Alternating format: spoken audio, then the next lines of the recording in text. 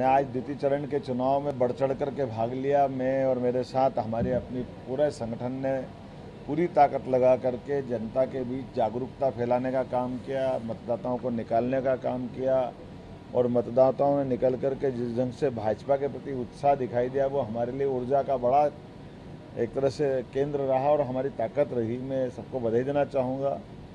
और जैसे आज 6 अलग अलग प्रकार से हमारी लोकसभाएं थी, क्रमशः रीवा, सतना, दमोह, टीकमगढ़, खजुराहो सभी के रिजल्ट, होशंगाबाद सब उत्साहवर्धक है, एक से बढ़कर एक। और मैं उम्मीद कर रहा हूँ कि जिस ढंग से वोटिंग परसेंटेज का हम कार्यकर्ताओं ने आकलन लगाया है वो बहुत अच्छी स्थिति में भाजपा जीतने वाली है।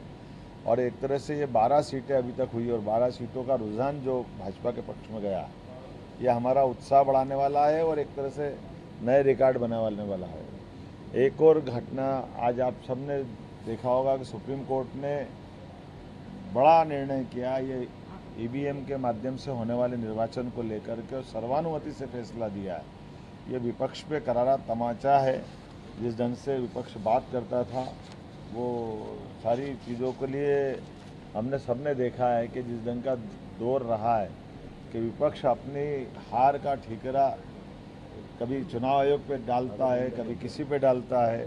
ये दुनिया के सबसे बड़े लोकतंत्र का मजाक बनाने का तरीका था। मुझे इस बात का संतोष है कि हमने पहले दिन भी कहा था, आज भी कहा था कि न्यायपालिका और निर्वाचन आयोग भारत के ये इस प्रकार से जिनसे दुनिया सबक लेती है, दुनिया में इनको बहुत सम्मान उनकी निगाह से देखा जाता है। लेकिन विपक्ष निराशा हताशा में बार बार हमारे अपने ऐसे मजबूत स्तंभों पर प्रश्न खड़ा करता है। मुझे इस बात का संतोष है कि सुप्रीम कोर्ट समय समय पर ऐसे सभी मसलों में अपनी प्रभावी भूमिका अदा करते हुए दूध का दूध पानी का पानी करते हैं। और ख़ासकर कांग्रेस को तो ज़्यादा सबक लेने की ज़रूरत है।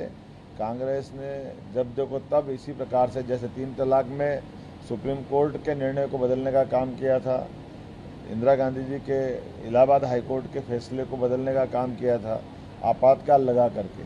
तो ये हम भारतीय जनता पार्टी के लोग सदैव कोर्ट का सम्मान करते हैं। और आज जिस ढंग से निर्वाचन आयोग ने निष्पक्षता का अपना प्रमाण पाया है, उम्मीद करेंगे कि आने वाले समय में इसी प्रकार से हमारा अपना निर्वाचन आयोग निर्वाचन की इसी भावनाओं को ध्यान में रखते हुए और ख़ासकर पूरे देश के लोकतंत्र की लोकतांत्रिक व्यवस्थाओं को चलाए रखना, ये चुनाव आयोग के लिए भी बहुत बड़ी चुनौती और ऐसे प्रशासन को निष्पक्षता बनाए रखना यह भी उससे बड़ी बात होती है। लेकिन मुझे इस बात की प्रसन्नता है कि भारत सरकार सहित प्रत्येक प्रदेश सरकार ने भी निर्वाचन आयोग के साथ कदम से कदम मिला करके निर्वाचन की जहाँ जहाँ प्रक्रिया चल रही है या जहाँ आज निर्वाचन हुआ वहाँ पूरा रोल रहा है। एक बार फिर मैं सबको बधाई देता हूँ। बहुत बहुत धन्यवाद। सर, वोटिंग प्रतिशत जो कम हुआ है उसके क्या मायने हैं? कौन सा परसेंटेज कम हुआ है? 2019 के कंपेयर में करीब अरे 10% कम हुआ है। आप जरा जानकारी निकाल लो। निर्वाचन आयोग ने जो है इस पर चिंता जताई है कि वोटिंग परसेंटेज कम हुआ है। एक बात बता सकता हूँ कि निर्वाचन आयोग को तो करना ही चाहिए कि वो तो 100% वोटिंग करना चाहेगा।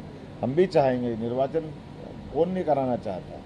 लेकिन हम ये भी जानते हैं कि शादी ब्याह के माहौल में आज बारिश कई जगह हुई है, ऐसे कई प्रकार के फसल कटाई का मौसम भी चल रहा है।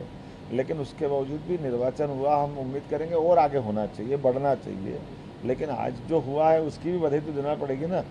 पिछली तुलना में जो हम 6 सीट पे लाए थे उसकी तुलना में हम काफ़ी अच्छे हैं। बाकी राज्यों की तुलना में तो संतोषजनक है। बाकी राज्यों की तुलना में मध्य प्रदेश में बहुत अच्छा हुआ। उम्मीद करेंगे 100% हो, क्या बुरा है।